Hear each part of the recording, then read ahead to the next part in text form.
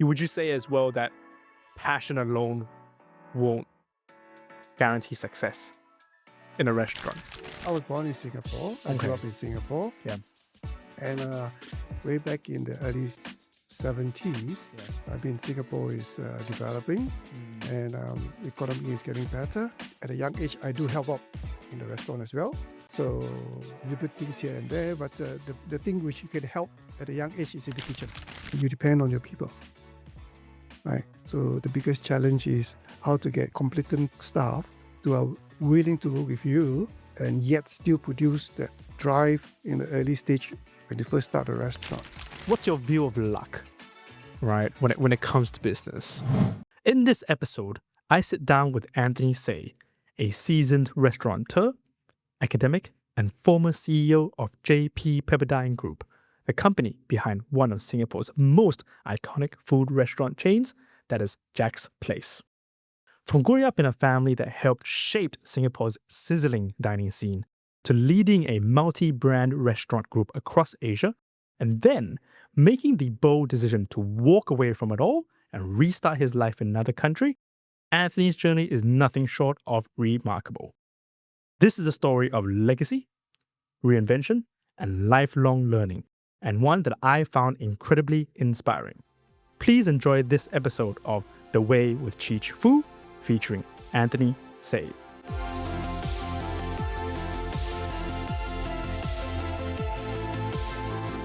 Well, welcome, Anthony Say, Dr. Anthony Say, I would say. Thank you so much for coming on to The Way with Cheech Foo podcast. Thank you. Yeah, thank you. I must say I was very excited. I've been waiting for this one for quite a long time. I think you have an amazing story, obviously, talking off camera, right? All the things that you've done before. And I'm just so keen to share this, not only just between each other, but across all the readers and the viewers as well. Okay. First of all, how are you? How is things? Yeah. Thing is good. Yeah. As you said, I'm at a stage of my life which I should say I'm pretty comfortable. Yeah. Do things I like. Yeah. Able to manage the external pressure Okay. All right. Fresh. because I can do what I want without Yes. doing too much to the extreme where during my early career, obviously you got responsibilities, you got so much duties that are quite, as you said, challenging. But now since I retired from full-time work, Yep. I take things easy a bit and balance basically a bit of retirement, a little bit of activity. Okay. Absolutely. And I think we're going to definitely delve into all of those different parts. But I do have one question that I want to just kick things off with. And I think this kind of really sets a good tone for the rest of the conversation. And the question really is, what does food mean to you? Interesting. Because I'm in the food business. Personally, I'm not a fussy eater. So we learn to eat whatever. But then when you come to work, then there is this addition, inside, I should say, like a focus. Right? Then you can evaluate quality, value, right? And also, I also look into preparation because I also a chef. So I look at a simple dish like the latest one, very interesting, is what I call corn ribs. Corn ribs. Yes, I Okay. think so. It's one of the pop food now getting quite popular. But then when I look at the preparation and value, say it cost me $1 a corn kernel, right? $1, and then in a pub they're charging $15. That is amazing. I'm assuming that's pretty decent margins. Of course, but Of course. as a customer, I say I cook myself. So the value prop maybe for the customer is not quite there. Yeah. Yeah. Okay. That's fair enough. Food is something that's obviously not foreign to you, right? To be fair, it's not foreign to anyone. Like, we eat, we consume, right? And that we enjoy food each and every day. But I think for you and your background, it's a lot more meaningful. Yeah, because it's not just from a personal point of view, but you actually have been involved in the food and the hospitality industry for many decades now in various facets, Yes. right? So before we jump into that part, I want to kind of just go back to the very beginning, right? Because, everyone has their own way, their own journey in life. And a lot of times it does come back from that upbringing, like how you were nurtured, like, where you grew up in, that really shaped who you are today. Mm-hmm. So tell me more about the young Anthony, the early Anthony. Yes, I want to go way back, Anthony. Tell me the whole story. I'm so intrigued. Quite tough, go back 50 over years. Okay. We have limited memory capacity. So, I mean, I just can remember some of the fond early days of my younger life. Okay. Basically, I got a lot of influence by my father itself because at a young age, I'm not very keen in studying, more keen in looking at what my father did in terms of business-wise, making money. Okay. And where is this, by the way? So where were you born? Where did you grow Oh, up? Just for the viewers. okay. Yes. I was born in Singapore. I grew Okay. up in Singapore. Yeah. And way back in the early 70s, Yes. I mean, Singapore is developing and economy is getting better. And being a young adult, study wasn't my first priority. At a young age, I do help out in the restaurant as well. So little bit things here and there, but the thing which you can help at a young age is in the kitchen. Got it. So you peel potatoes, peel onions. Oh, okay. That's how we started. Yeah. Yeah. Okay. So this restaurant business, was it founded by your father? Or Yes. yeah. Okay. As you said, he was just a cook Yeah. in the restaurant, and Mm. then but as you said, he have a business mind. Okay. So whatever he learned, Yeah. he tried to innovate, and he progressed from a cook to start a small restaurant. Okay. Okay. Fantastic. Now, when you were growing up in Singapore, it must have been a very different time to what it is now, right? The Singapore of 2025 is very different to the Singapore of what, the 1970s? Did you say? Yeah, The 1970s, definitely. right? Yeah. What would you say, like, for someone who's never, like, lived in that period, right? Like, what would you say was like the key distinct experiences? So obviously you said Singapore changed a lot. What do you remember of Singapore when you were growing up that has changed a lot? I mean Yeah. the for the food scene itself, right? Mm. Food scene itself. Yeah. In the early 70s, 80s, Yeah. we are not so Western influenced. Mm. So we still traditional Asian, Chinese, Malay food. Yep. But then at that time, things start opening up, Yeah. and we start having movies. You watch Hollywood, and then you start get Western influence. Mm. So Western food basically start to evolve at that part of the time.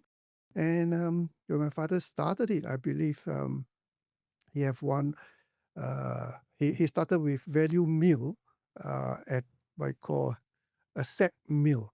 Mm. Okay? And if I can remember that way back then was $3.80 Singapore dollars. Wow. You have a soup, a slice of garlic bread, Yep. a choice of main course, a dessert, and a coffee. All for that. All for just $3.80. Yep. Wonderful. Yep. Yeah, And I can wonderful. remember help him to design Yeah. the menu Mm. at that time as well. Yes. Yep. Yeah. What, that you just like hand draw it out, or? No, we printed menu, but then I Yes. designed the menu itself so that Yes. it can be printed. Okay. Okay. Okay. And by the way, like, what was the name of your restaurant that you were involved in your father started? The restaurant is called Jack's Place. Jack's Place. Basically, my father's name is not Jack, but he brought over from actual Jack, which is called Jack Hunt. He's a British expat in Singapore.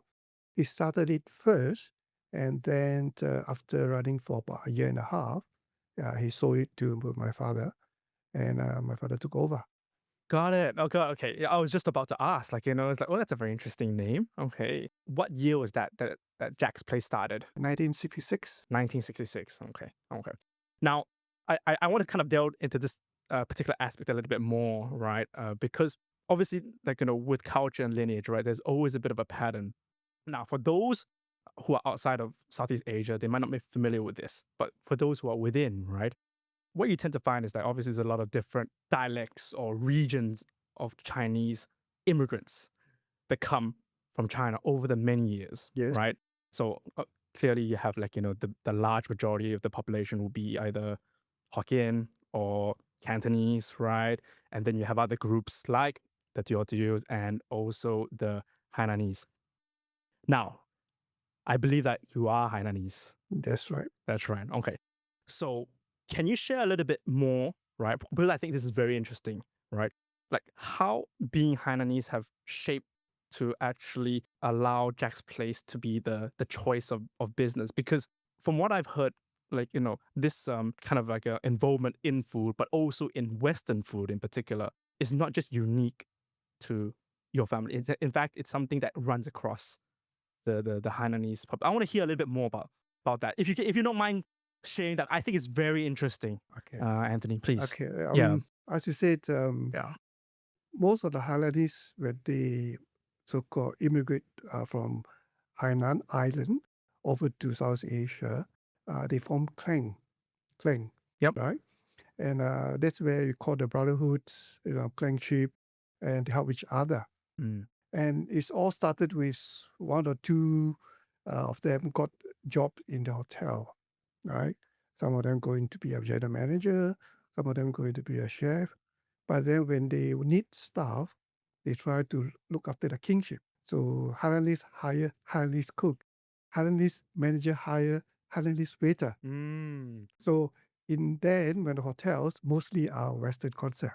So that's why a lot of early hotelers are from that background, from Hainanese background. Understand. So that's where all that knowledge came through, right? That technical trade. Yes. Okay. Right. And would it be fair to say that your father also had that background, or was he from a different background? Oh yes, he's as a cook, he's a Western cook. He worked for Magnolia Snack Bar. I'm not sure Ooh. that was way back then. Okay. Was it very like was it like a restaurant, a store, or was it like a Oh, no, brand, no, or it's like yeah? not a fast food, like a cafe concept. Yes. Where where it's Cold Storage in Singapore then, the old Cold Storage, and old Cold Storage owned Magnolia Bar, which is basically a change of milkshake places and selling burgers and things like that. Ah, right. Got it. That was started way back in the 60s. Got it. I understand. Okay, perfect. No, really, really interesting.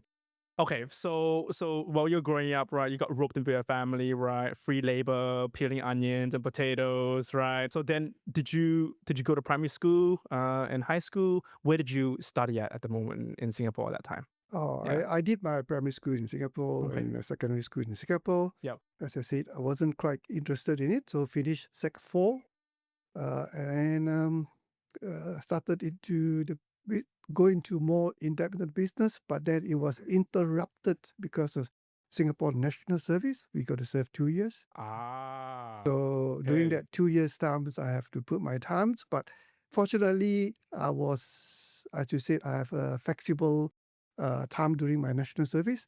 So I can still help in a restaurant, but still serve my national service. Right. Because okay, so for the viewers and readers out there, right? So national service is a compulsory conscription service for the military of Singapore. Is that Yes, correct? for all meal. For all males, all right? Okay.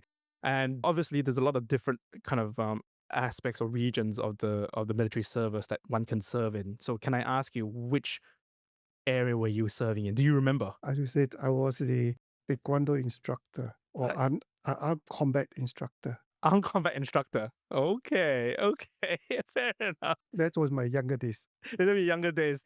Wow. Okay. All right. So everyone, watch out. Okay, like Anthony say. So you said that you had flexibility in terms of going to the restaurant, etc. So does that mean that they actually let you off during weekdays to go to work at the restaurant, or is it just the weekends? Because Yeah. we are instructors, Yes. so we go to different camp to teach. Okay. So we don't have a permanent fixture. Okay. So if I have a class in X camp at certain time of the day, I go and do it, and then the rest of the time is my own time. Okay. Okay. Wow. That's really really cool. I might say first taekwondo instructor from the NS that I met. So wow. So very very interesting. Were you the only one, by the way? Like, were they a No, no, big there's team? a school. We Or have is a it? school. Okay. All right. So we are responsible to Yep. train most of the army units. Mm-hmm. So we are dispersed to different areas. Yeah. So I remembered one of my area was in the army detention barrack where we teach the MPs in camp itself. Mm. So that was interesting because you go into army prison. Army prison. Oh. Okay. Right. What was that experience like? Interesting because I seen inmates who are put in prison because they refuse to serve in national service. Mm. So instead of serving national service, they are sentenced to jail. So they spend their times in Fair enough. Fair enough. So even back then, like, still very stringent about that yes, national service. yeah. Okay. Okay. That's fair enough. So 2 years of a taekwondo instructorship, right? And then you must have been what, 20, 21 at that age? Yeah. Okay. So once you finished NS, right? What was the next step? I get more involved in the restaurant business then. Okay. Yeah, because my father do allow me to get involved Mm. with my brother and my cousin, Yep. and we start expanding the companies. Yeah. Okay. So he started with 2 stores, and we got in, and then we started expand. I think we grew up to about, before I retired, we were about 20, 25 stores. Wow. Yeah. Wow. That's a big expansion. First store was where? The original store was Yeah. called Jack's Place in Cleany Road. Okay, Some road. of my old customer were still, our old customers still remember. Yep. That was started in 66, and the present moment no longer Yep. there, but the brands live in different outlet all across Singapore. Singapore. Okay. Right. And I think maybe some of the older Singaporeans will know Jack's Place, but describe the offering of Jack's Place. Was it like a family? It feels like a family restaurant to me. Yes, I think Yeah. so. We at the present moment, I think so. The history of it is that we cater for families. Mm. So from what I gathered recently, Yep. we have 1, 2, 3 generations. 3 generations. So you might have no longer that's like normal parents and children, is grandparents, children, and grandchildren.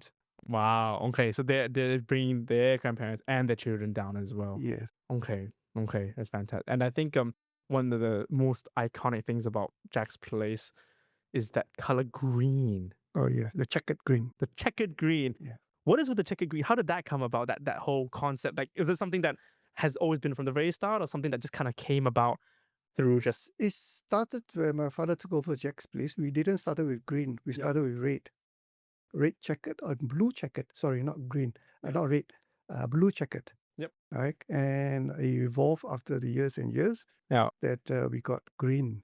Okay. Yeah. Okay. Yeah. No, that's fantastic. We asked quite a few Singaporeans that we know of, and that's probably one of the most memorable experiences that, like, when they see that green checkered one, when they sit down and those sofas, the red sofas. Yeah. Yeah. Yeah. So it looks like you guys made a really big impact in the society. So going from one Killarney Road to 20 plus stores, right?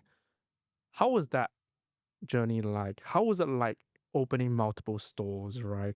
Because it must have come with its own challenges. Like, F&B is touted to be one of the most challenging industries in the world. Yeah. Okay. My personal experience is setting up new stores is not that difficult. Okay, because you just duplicate the concept.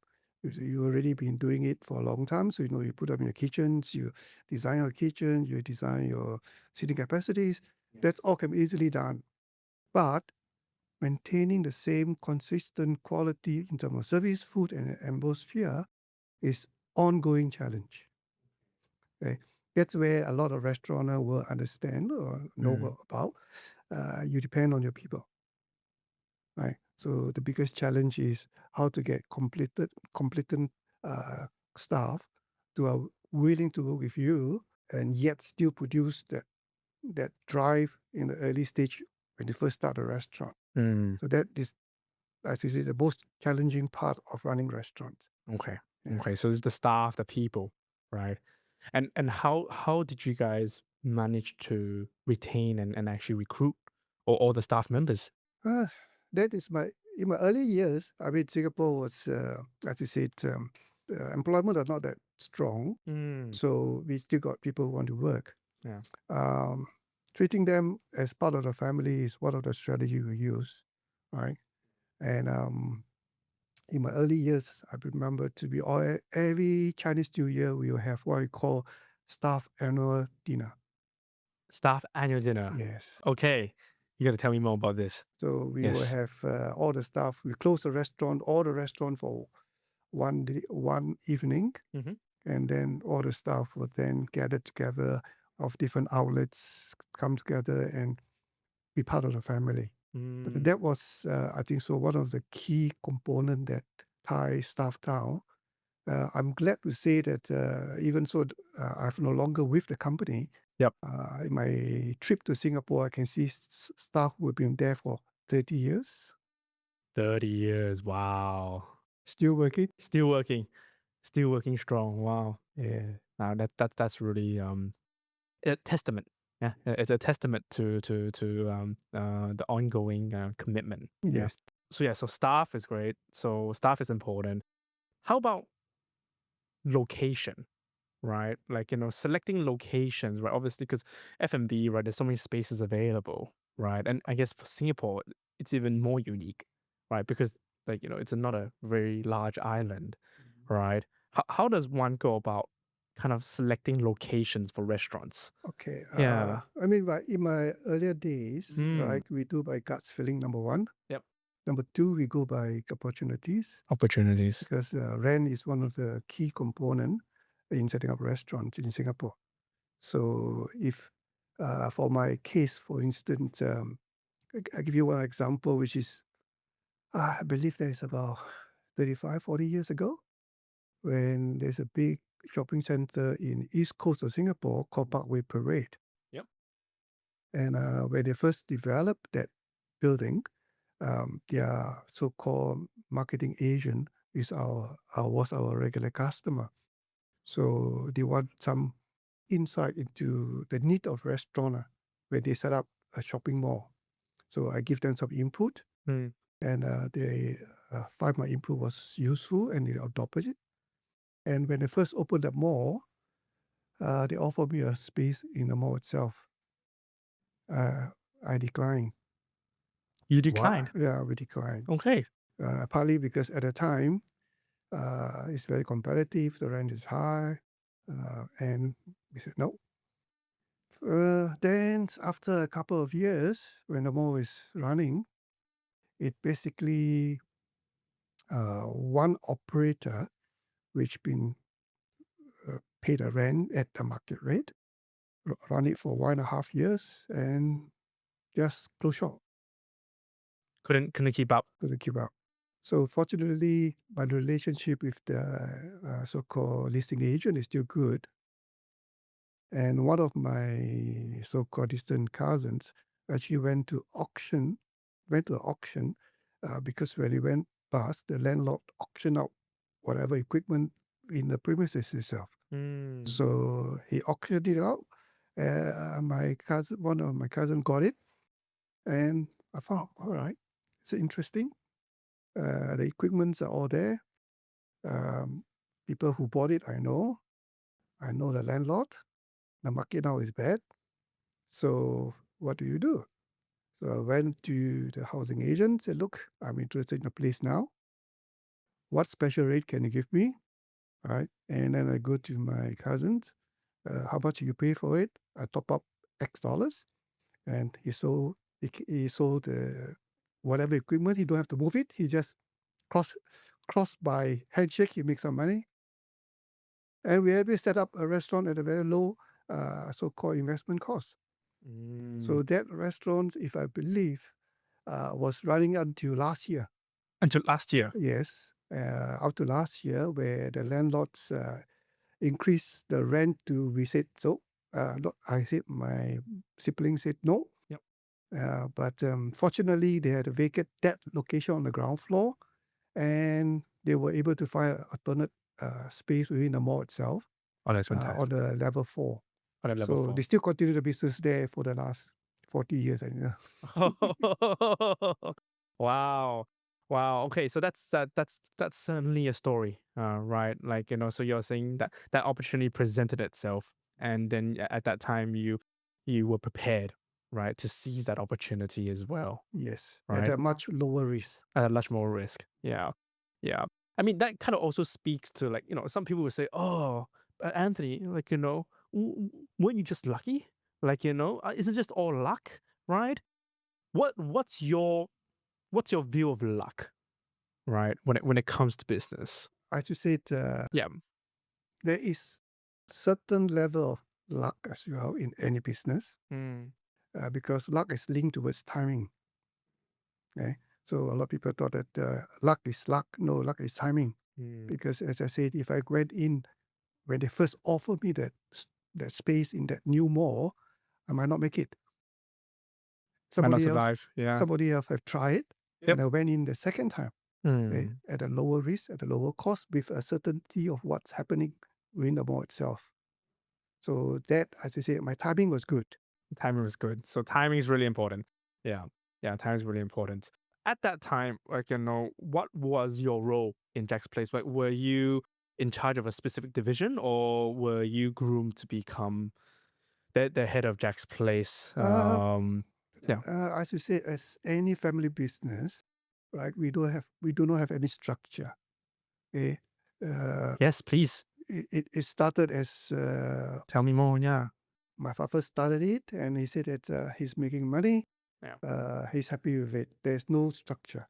So as unfortunately, I do not have not keen in studying and do not have the formal education in management. So I have to learn the hard way. But my key principle is there. The people are important, Yeah. right? And whatever knowledge I need, as ongoing, I attend short courses, right? I mean, the Singapore government then was, even now, as you said, very generous in offering or helping SME, and they provide, as you said, sponsorship for us to upgrade ourselves. So I was fortunate that I attend some of the courses, able to get better understanding of what management is. And I remember that in 1978, Yeah. I managed to convince my father to look, Cornell University have a summer course, right? But it's pretty costly. 8-week course, right? My cost between around $20,000 US. And Then, in person as well. no, No. in Cornell in New York State. New York State. Yep. So I was fortunate that he said, okay. So I managed to Great. spend 8 weeks in a university, in an environment where, as you said, like-minded people from 54 countries attended that summer course. So I have people from China, people from Europe, sitting together with me for 1 week, a short course in different subjects. So that give me a lot of enlightenment, in terms of Yeah.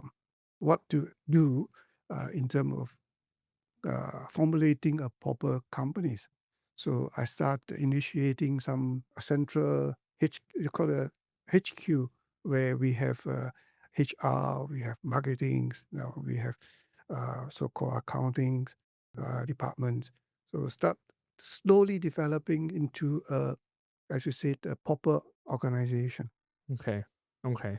Okay. So through the education, right, started to put a little bit more processes in place, right? You mentioned, oh, it is a family business, and you also mentioned that you had siblings, Yes. right? How many siblings do you have? Okay. We total of 5 of us, Yep. right? My brother, me, Yeah. and my sister, and my brother-in-law, right? So, but then I also then early stage, I also have my cousin as well, Okay. right? So about 5 of us actively involved. And subsequently, my younger sisters also joined us after her study, Yes. right? So basically, it grew a little bit. Okay. Okay. Good. So everyone was kind of in some form or another part of the business by then. Yes. Yeah. Okay. So you led the charge for the processes, right? Were you the managing director of the company? Were you on stage running I'm the not the managing director. The MD is my elder brother. the other brother? Okay. I'm just, as you said, maybe the general manager, General manager. the one who get things done. Hey, very important, man. Like, GMs are like, the lifeblood, Uh, Anthony. Yeah. it's okay. Yeah. So yeah, so the thing is, obviously working within a family, right, has its strengths, but also come with its own unique situations, right? Can you share a little bit more about how it is to work with family? Right. Ah, That will be interesting. Okay, because fortunately, my siblings and I, we have one important rules. What we argue, talk about in the boardroom, stay in the boardroom. So when we go home for dinner, the subject is no longer in place. can't bring it up. You're not going to bring it up. No one brings it up. Yep. So that is his family. Who set that rule? I think it's, I believe, automatic. We all of us just Okay. do not want to. We can have a heat argument in the boardroom, Yeah. but when you go back home to eat dinner, Yeah. all of us don't talk. No more on the issue itself. Yeah. Or retire to the next day. Yeah. Okay. Did that serve? Well, that helps a lot because Okay. that puts any conflicts because it's not personal. Mm. The conflict is the issue, so issue can be resolved, right? So you might not resolve it today, but after a few days or so, Mm. we might have a solution. Got it. That's wise advice. Yeah, wise advice. So then you continue many years into the business. Now, you not only got involved with the business in Singapore, right? But you started to kind of travel around the region, right?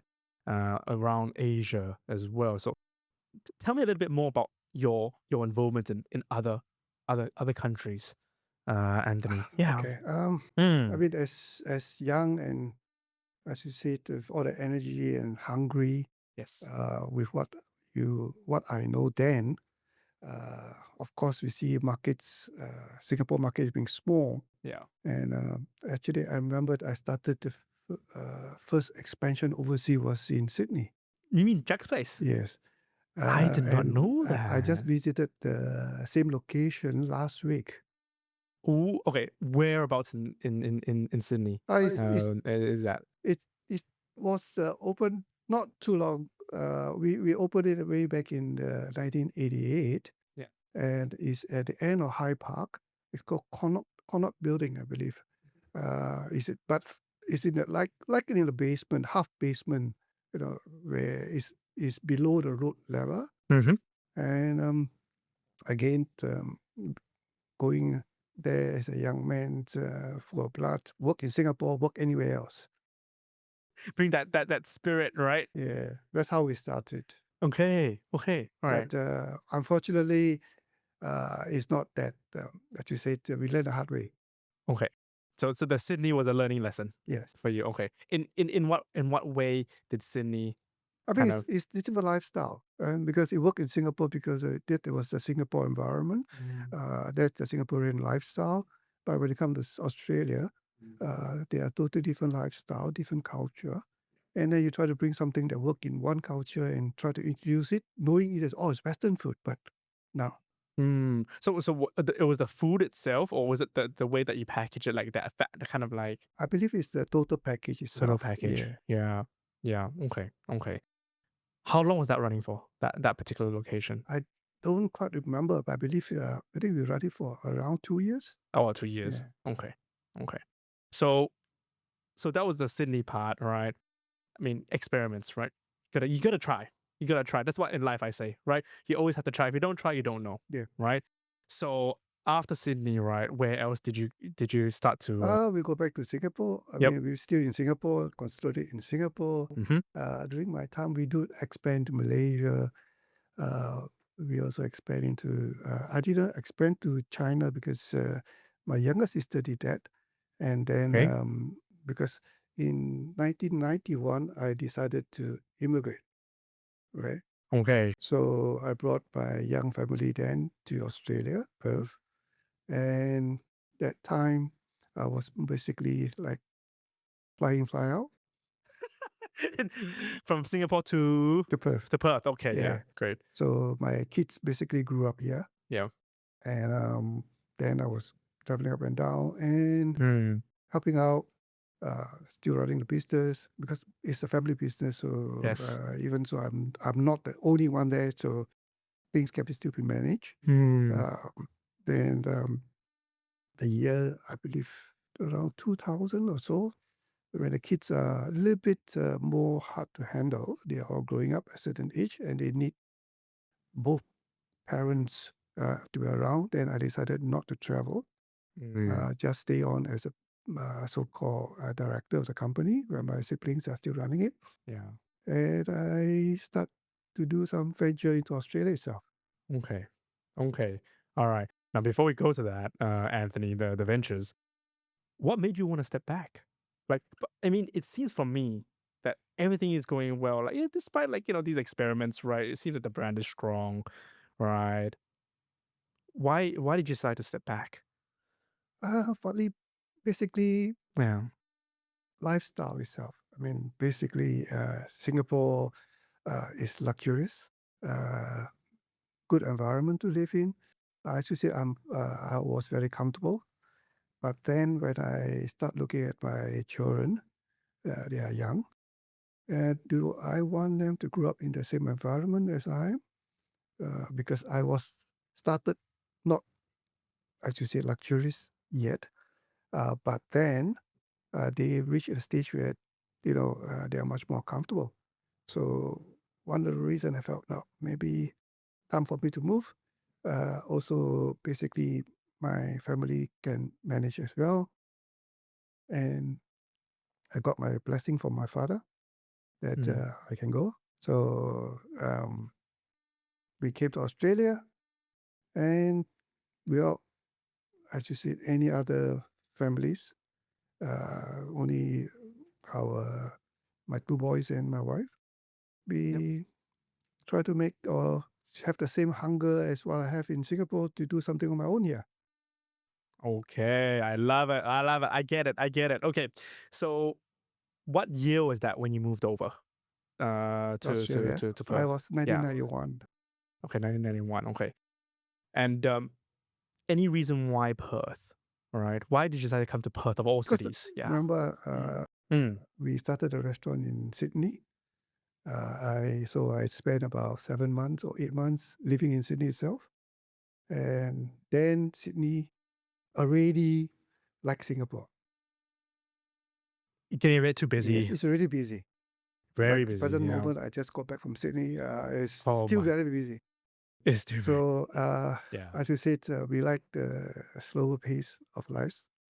Yep. Perth was ideal. So, it's, as you said, we are second thought.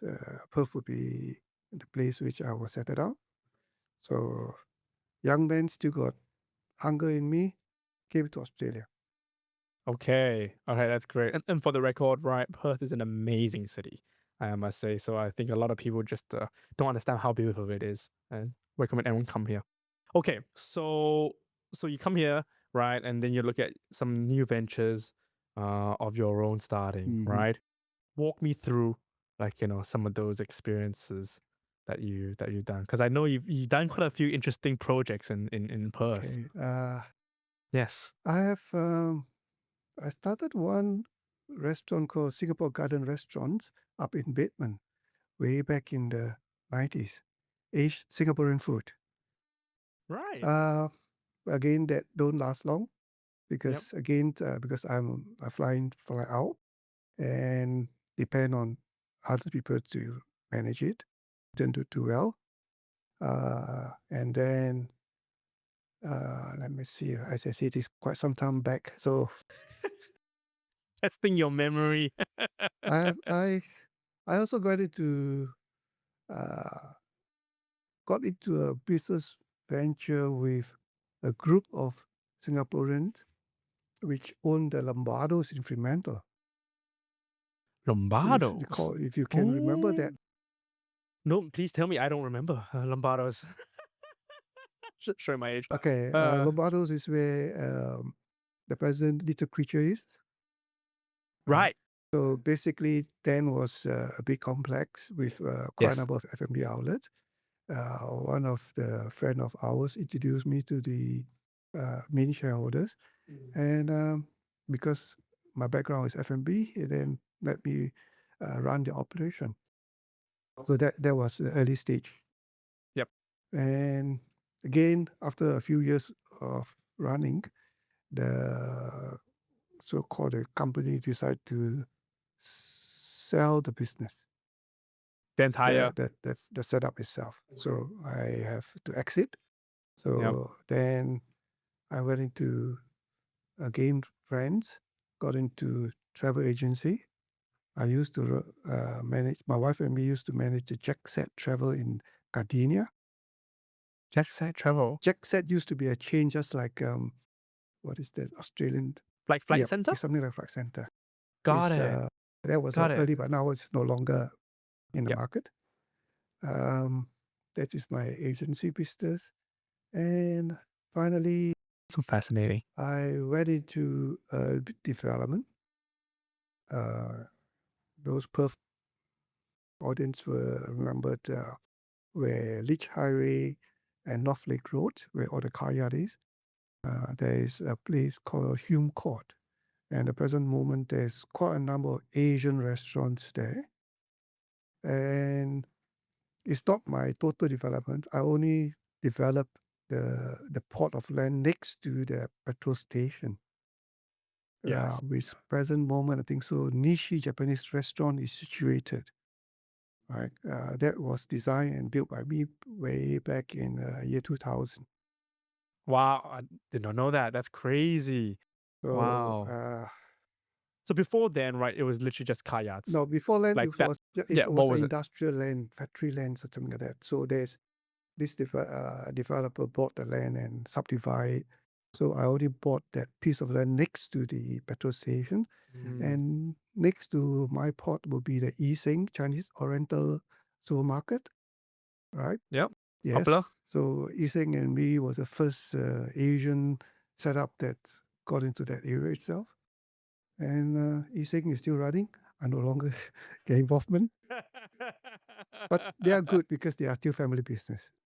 They are like a very nice I think Bruneian Brunei. family, yeah. So wow, okay, so really I think that area, right, is a perfect area because right now if you look at it, like the community makeup, right, is a lot of Asian around that area, yeah. So it looks like a lot of them are actually, yeah, thriving at the moment. um Awesome, okay, cool. So development, running eateries, right? Travel agencies. Okay, so after that development, did you continue on? Uh, Um, okay. or what After came the after that? development, the year Yeah. 2005, Mm, where both my children are in the uni, we said that they do not need us anymore. So my wife and me said, all right, you guys can live in Australia. yeah. I'm flying. So then the business in Singapore have set up a branch in Shanghai. So I said, I don't want to interrupt Singapore business, but I won't mind helping out in the Shanghai operation. So basically, my wife and me spent about 1.5 years living and working in Shanghai. Wow. Okay. That's really cool. That's really cool. So again, still hungry, still got energy. So we have one franchise store and one company-owned stores in Shanghai. Mhm. And at that time, I believe we also got stores in Kuala Lumpur. So I used to fly from Shanghai to Singapore, have a meeting, and then drive to KL, drive back to Singapore, fly to Shanghai. Yep. So I was driving in Shanghai, is a left-hand drive, and then go to Singapore. Which is the other Yep. side of. And then in Yep. Singapore, I start using right-hand drive, Malaysia. Yep. So at that time, young, your mind can switch easily. No problem. Yeah. Yeah. No problem at all. How was it? How was it like in China? Like running eateries or Again, restaurants. that's what I did in the early stage in Sydney. Yes. Again, there's a bit of culture different as well, right? We went there with the same concept as Singapore. When they opened up, we got a franchise stores. But the biggest lesson I learned is that at that time, when we invest $1 Sing, we want to make back $1 Sing. But in exchange, $1 Sing is 5 renminbi. So for the Chinese, when they invest 1 renminbi, and they make back 1 renminbi, they're very happy. Yeah. But we have to work 5 times harder because it's 5 renminbi. Currency, right? Yeah. Okay. Okay.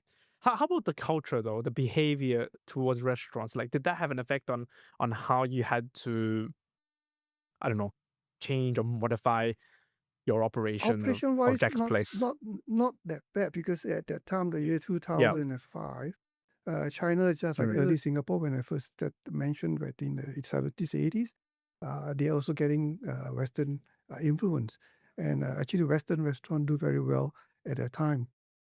Oh, right. But then when I said $1 renminbi versus $1 Sing, they are selling their steak for renminbi, right, at 25 renminbi.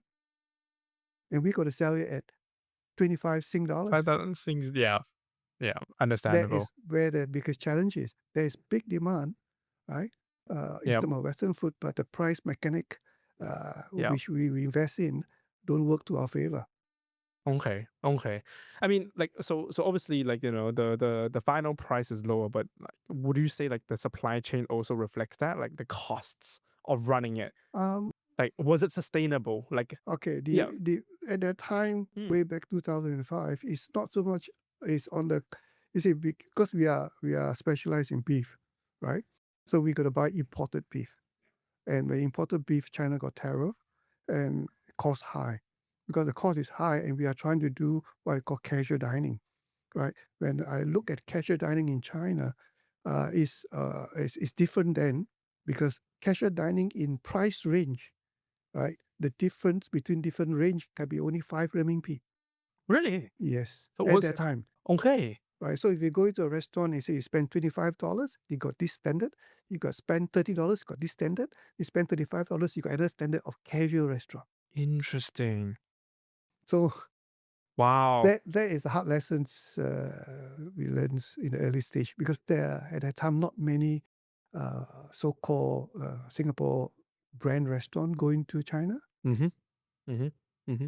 Yeah. So it seems very elastic. Demand is very elastic according to price. Yes. Okay. Okay. How are those two restaurants going? No longer there. No longer. Okay. Okay. So like a couple of years, would you say? Oh Or yes, we last at least 4 years or 5 years. oh, that's a Yeah, pretty decent yeah, one. but Yeah. costly lesson to learn. Costly lesson to learn. Okay. Okay. How did the Kuala Lumpur one go? Same situation, I believe. Malaysian culture Yeah. and Singapore culture, as much as we are similar, but we have a lot of differences. A lot of differences. Right. First thing, again, ringgit and Sing dollars, the difference. Malaysian value perception is slightly different from Singapore perception. So again, usual we go into a big mall. Yeah. So we go to one Utama, Yep.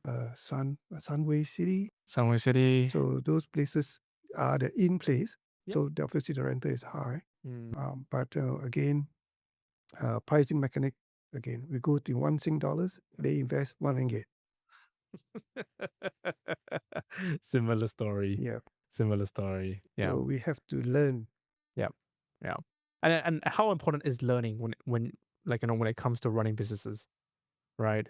Uh, Yeah. as you said, in the early stage of so-called entrepreneurship, Mm. whatever knowledge you have, your guts feelings, and with your so-called experience after you have done a few, if you, as you said, the excitement and want to expand, the drive in you will want you to explore. Mm. But fortunately, as you said, the timing is right.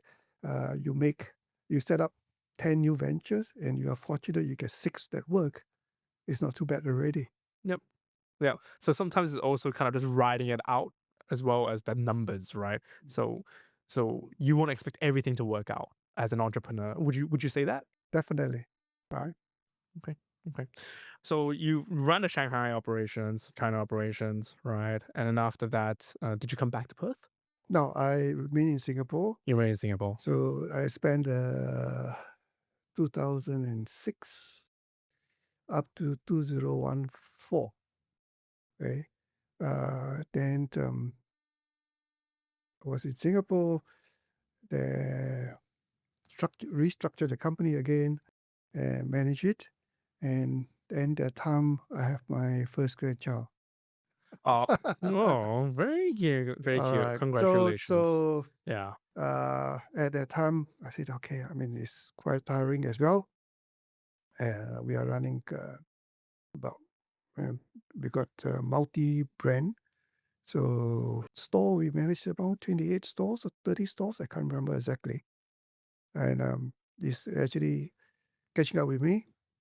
So I decided to retire. Yeah. Yeah. So Fortunately, my siblings, I mean, we built up the so-called the companies, yes. and my sibling was able to buy me out. Got it. Yeah. Okay. So they all bought you out. So you were finished, officially finished Yes. with your chapter with. The company itself, the family business. How did that feel, man? Like, I mean, like, it's for something that you've been doing for so long, for something that you were actually born into. I mean, that must have been not a light decision to make, Anthony. Yes, but as you said, what things I learned about family business, Mm. like my siblings, we can still get along, we can still can talk. But if I do not get involved with the business and get investment still with it, the future generation, I have no idea. Yeah.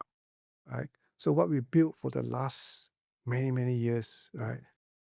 And just leave it as a shareholder, quite difficult to swallow.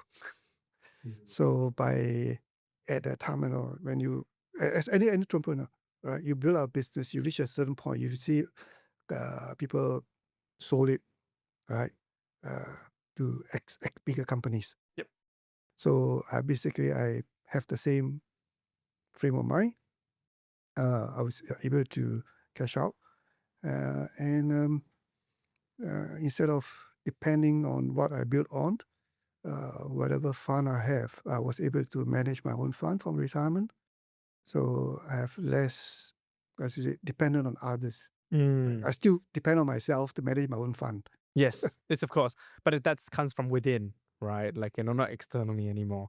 Okay, okay. That I would say that's quite an admirable direction to take in because in many cases it's not so, right? Like in many cases people choose to retain, stay within the family business officially anyway. How did that change the way that you now interact with your family back in Singapore? Like apart from that, from you no longer being officially part of the business, has anything really changed for you? No, because as I mentioned before, Mm. whatever stay in the boardroom, stay in the boardroom. Fine. So basically, family-wise, we are still siblings. Yep. Like we have no issue, and I still Great. recognize that they are the owner.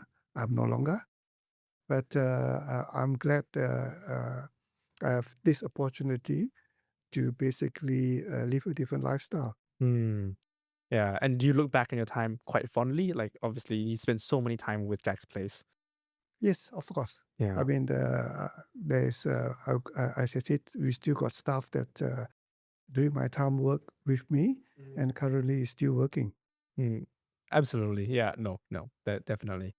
Um, so then obviously you retired and did you remain in Singapore or Uh, yes and no. I was in Singapore for about almost a year and a half okay. after I retired because I'm still deciding whether any of my children want to return to Singapore to live. So Mm. after sounding them up, they said, no, none of them want to live in Singapore. So what do we do now? By then, I already got about 1, 2, or 3 grandchildren. So this empty nest in Singapore need to again pick up the nest and fly back to Perth. Okay. So I returned back to Australia, Perth in 2016. 21 says okay. Okay. All right. So you bring that to sunny side Perth, right? But knowing your drive and your energy, Anthony, that you have shared with us over your journey, right? It seems that that has not really faltered.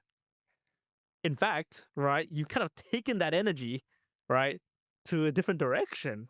Am I correct? Correct. Okay. Okay. All right. Basically, when I retired, Yes. my wife is adamant that I have to keep that promise that I will not go into any business venture anymore. Okay, wait. You gotta unpack this. Like, and I can't just let this hang, right?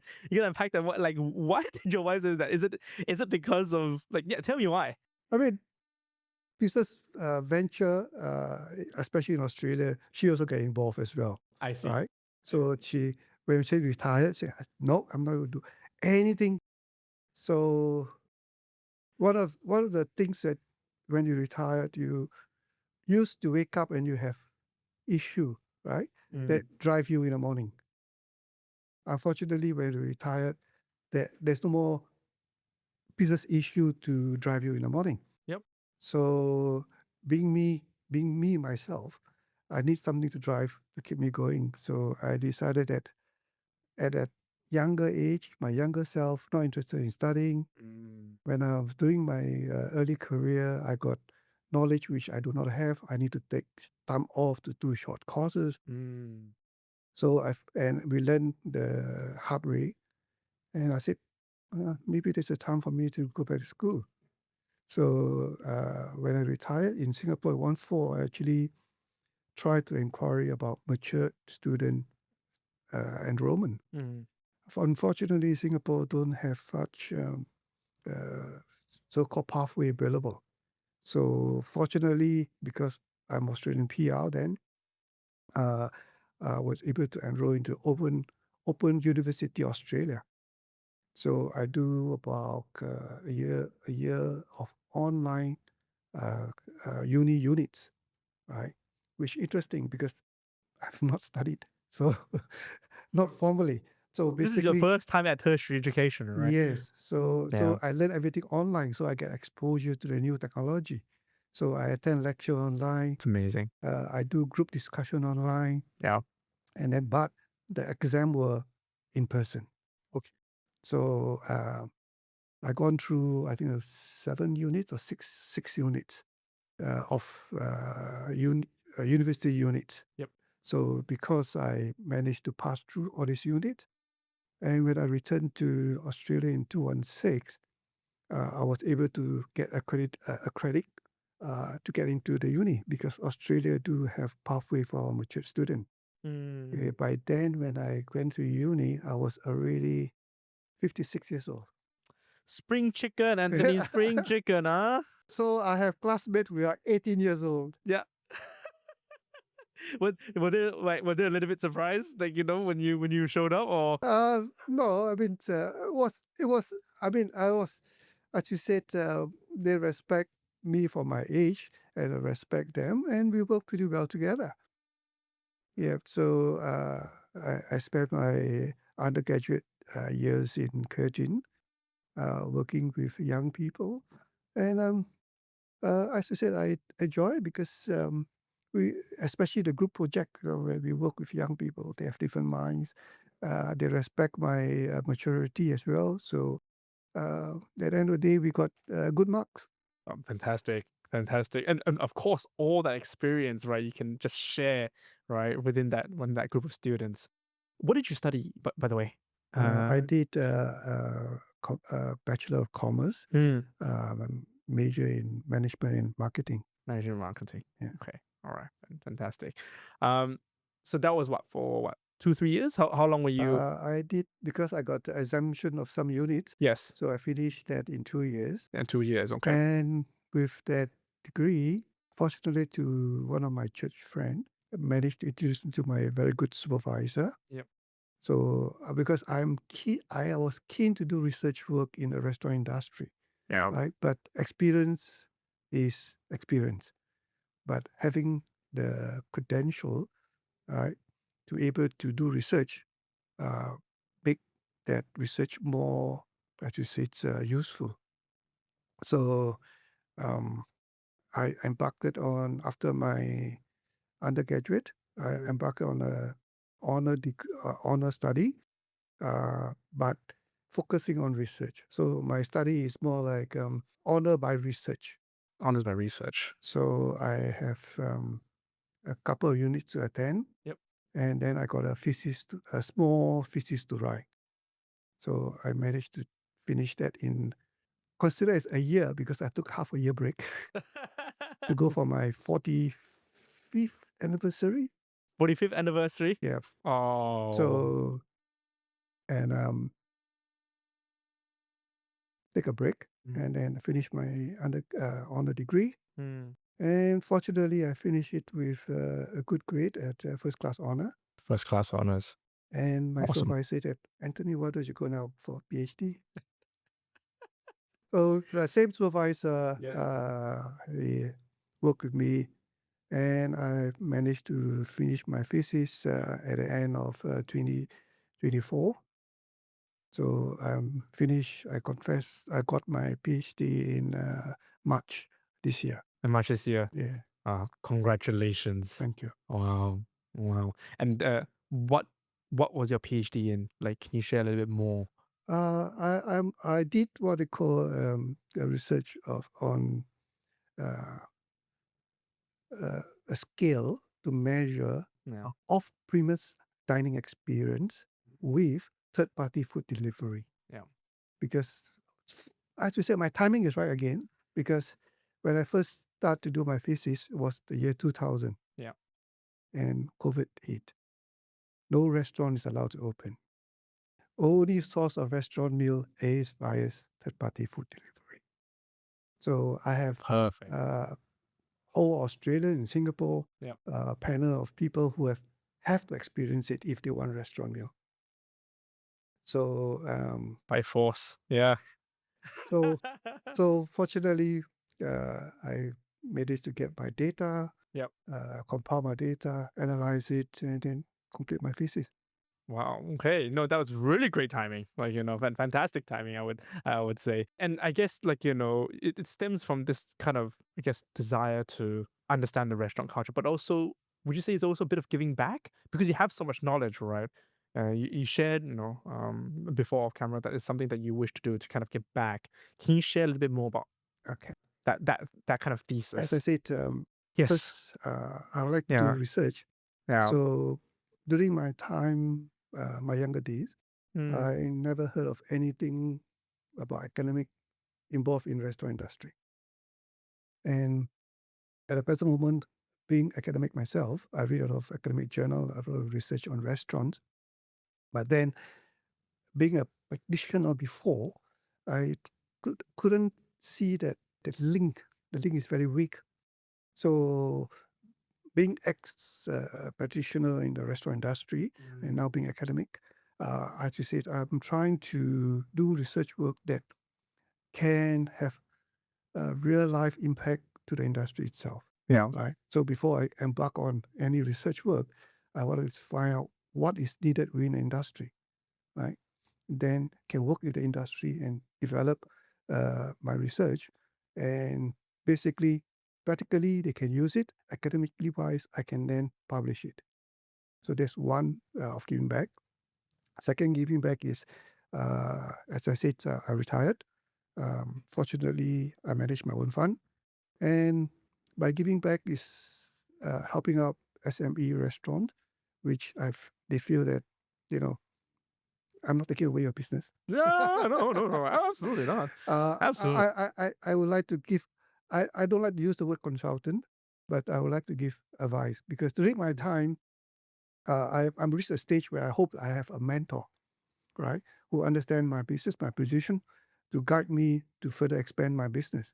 But unfortunately, I don't have anyone. Mm. So today, I think so. I have I should say, the ability, capacity, the knowledge to help the industry, especially mentoring, guiding newly set up restaurant or restaurant who have a few stores want to expand further. Yep. Right.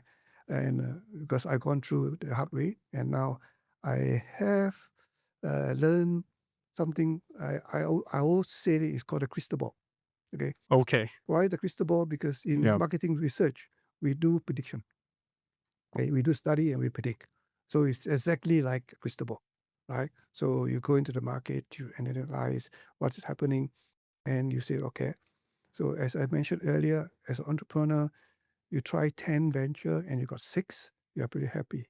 Mm. But today with the new insight, you know what the market needs, what the market wants, what is perception of consumer, and you can develop a restaurant concept which you out of 10, you might have 8 or 9 that works. So the chances is better because you got better insight of the consumer need. And are you finding that there is a lack of emphasis on market research when it comes to restaurants? Like, I mean, through your interviews and your interactions, right? Yes, because I mean, very, very simple things to say is that a successful restaurant will say, why should I market my restaurant when I'm doing so well? Oh, have I heard this one before, Anthony? And Oh, when a restaurant is not doing too well, you say that I don't have the fund to do it. So it boils down to a chicken and egg story, yeah. right? So having market insight will basically became part of your initial investment into the business itself. A lot of restaurateurs who started as a startup do not budget that into their setup budget. So they said, okay, I set up the restaurant, I have enough staff, Yep. this is the budget I need. The equipment, blah, Right? blah, blah. Yep. But Yep. forgot about marketing. Forget or perhaps don't place too much emphasis on it in terms of the importance of it. Okay, got it. Okay, so that's the one aspect that you're trying to explore a little bit more on. Yes. Yeah. So Yeah. as I said, I'm not a consultant, but giving them advice. So and if you set up like set a restaurant and you say, look, my capital is 400,000. Yeah. I have allocated about 75,000 as a marketing budget Yeah. for setting it up. So that is where allocation of your budget should be before you even set up a new restaurant. Okay? Because you must understand location, yes, right, which is very important, but understand who is going to that location versus the market insight is more important. Yeah. Okay.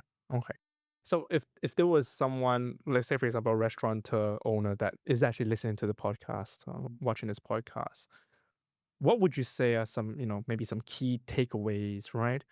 That they can learn to apply what you've known, right? So that they achieve a greater likelihood of success. I mean, as I said, I set up restaurant with gut feelings, and I think so. I know what I know. It's very common in the restaurant industry. Or I have a passion for cooking, a passion for food. Let's try my hands into restaurant, right? So it's a very easy entry business, right? But realistically, restaurant is, I should say, required a lot of understanding. I would like to use that term called jack of all trade, Jack of all trades, master of people, master of people. right? So Okay. basically, why? Because in the restaurant industry, it's not about food alone, right? When you first start as a restaurant, right? Basically, you got a concept, you got service staff, right? You might be an ex-chef or ex-restaurant manager, or you're passionate about restaurant itself, right? But one restaurant is set up, timing is right? It works, right? Then you start managing the restaurant is another part of it, right? So you see a lot of restaurants are very successful when first initial open. They run pretty well for the first year. Subsequently, the business slow down, and they say, "Oh, competition is so great," right? But they do not look inside into themselves, whether they can continue to produce that consistent quality where the customer first expected it, first experienced it, So the consistency is not there, and then people found that the standard drop, and then there's alternative. So that's very common. Yep. And people just go into other restaurant. Yep. So as I said, as a restaurant owner, you got to be jack of all trades. You got to understand the whole component of it, the staff factor, which relate to service, the staff factor that related to the kitchen, right? What kind of food to serve, right? What is the cost of the food? Where to buy the food? What is your inventory management system? There's so many things as a jack of all trades. Okay? So basically, you have to understand all the different part of the restaurant business to manage it well. So if you only have one portion and you depend on others, unless you are a big chain, as a one store owner, you need to learn. You have to learn. No shortcuts. No. Yeah.